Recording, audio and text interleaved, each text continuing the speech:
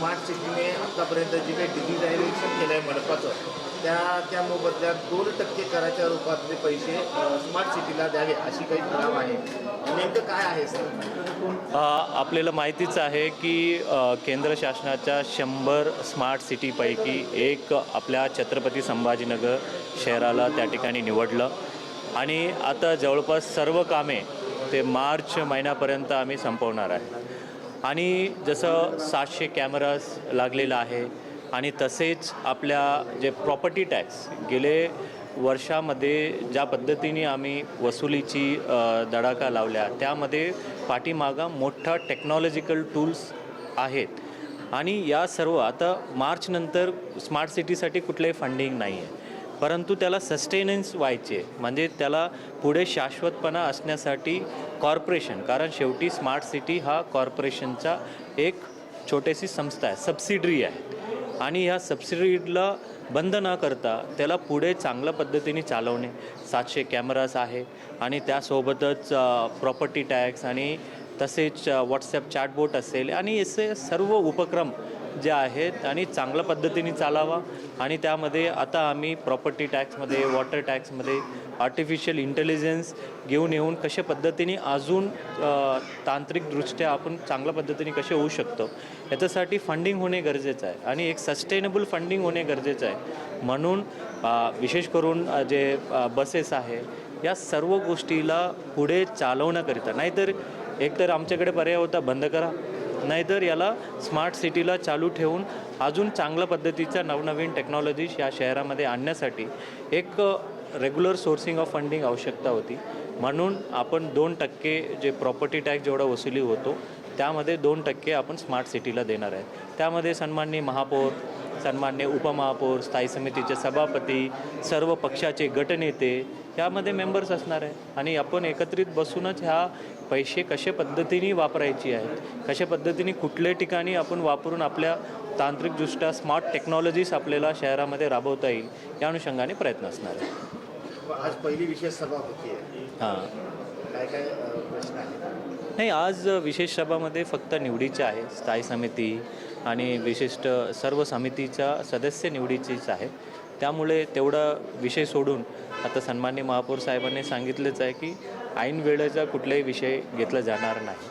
त्यामुळे I think सदस्य निवडीचा असल्यामुळे तेवढा विषयपत्रिकेवर जेवढा विषय आहेत आम्ही तयारी करून ठेवलेलं आहे. अतिक्रमण अपात्रतेचा एक प्रश्न समोर येतो आहे. नेमकं त्या संदर्भात काही हालचाली किंवा नोटीस वगैरे देण्यात आली? आता आम्ही वारंवार सांगत होतो की छत्रपती संभाजीनगर महानगरपालिकेच्या वतीने भरपूर तक्रारी येतात. वाहतुकीला अडथळा येणाऱ्या ठिकाणी विशिष्ट करून प्राधान्याने आपण त्या ठिकाणी अतिक्रमण जे हातगाडीचं असेल किंवा टपरीचं असेल त्या काढत असताना काही सन्मान्य नगरसेवक त्या ठिकाणी येऊन की हस्तक्षेप करीत होते. म्हणून आपल्या अतिक्रमण विभागाने संबंधितांविरुद्ध गुन्हा नोंद केलेले आहे. त्याचा पोलीसकडून वेगळं तपास तरी होणारच आहे, परंतु त्यासोबतच आपण सेक्शन 10 खाली त्यांच्याविरुद्ध कारवाईचा आपण प्रक्रिया सुरू केली आहे.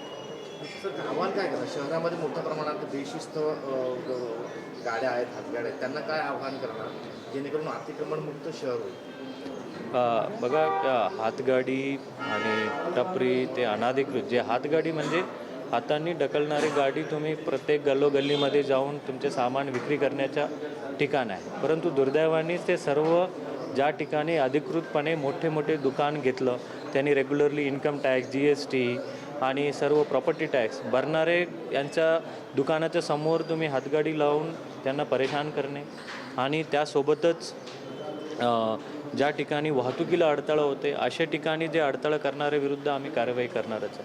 आपले व्यवसाय करायची जे पारंपरिक हातगाडी याच्यासाठी होते की गल्लोगल्लीमध्ये लोकांना डोर टू डोर जाऊन विकायची. आता डोर टू डोर ना विकता रोड टू रोड विकायला लागले.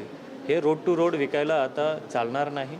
तुम्हाला ज्या ठिकाणी आपण महानगरपालिकेने अधिकृत जागा दिलं तर त्या ठिकाणी बसावा, नसेल तुम्ही हातगाडीने प्रत्येक गल्लोगल्लीमध्ये जाऊन व्यवसाय करायला काही हरकत नाही. सर, आपलं पथक जे आहे ते सुंदर कामं करतं आहे, बऱ्याच ठिकाणी कारवाया करतं आहे, एक चांगली फोर्स तुमच्याकडे आहे. मात्र काही नगरसेवक जे आहेत ते काम करत असताना त्यांना अडथळा निर्माण करतात किंवा दमदाटी करतात.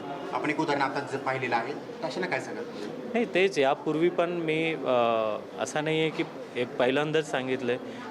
जेव्हा नगरपालिकेमध्ये निवडून आले तेव्हापासून मला माझ्या कानावर काही होते आणि त्यावेळेला सांगितलं होतं की तुम्ही कृपा करून आमच्या कारवाईमध्ये हस्तक्षेप करू नका. आणि काही नगरसेवक असे आहे की तुम्ही या ठिकाणी काढा, म्हणजे इथलं अतिक्रमण काढा म्हणणारे नगरसेवकाचं तर मला ऐकावंच लागणार आहे. परंतु ज्या नगरसेवकांनी इथं काढू नका, इथं ह्या लोकांना राहू द्या, अशा लोकांविरुद्ध आम्ही खपून घेतलं जाणार नाही. आपण सर्व सन्मान्य नगरसेवक आहेत, सर्व लोकांची नगरसेवक आहे, फक्त हातगाडीवाल्यांसाठी नगरसेवक नव्हे. त्यांचे जे काही प्रश्न आहे तुम्ही आमच्याशी बोला किंवा संबंधित डिपार्टमेंटशी बोला, काय तोडगा काढता येईल ते करा. त्यावरून आम्हाला आमची महानगरपालिकेची जे टीमला जे रस्त्यावर उतरून कधीकधी अंगावर लोक धावून येतात, मारतात, एवढं सर्व करून जर माझा नगरसेवक माझ्या पाठीशी नाही राहिला ते माझं मनोबल तुटाल. जर माझं मनोबल तुटाल तर मी कायद्याचा सर्व सेक्शन्स वापर करून मी कारवाई करेन.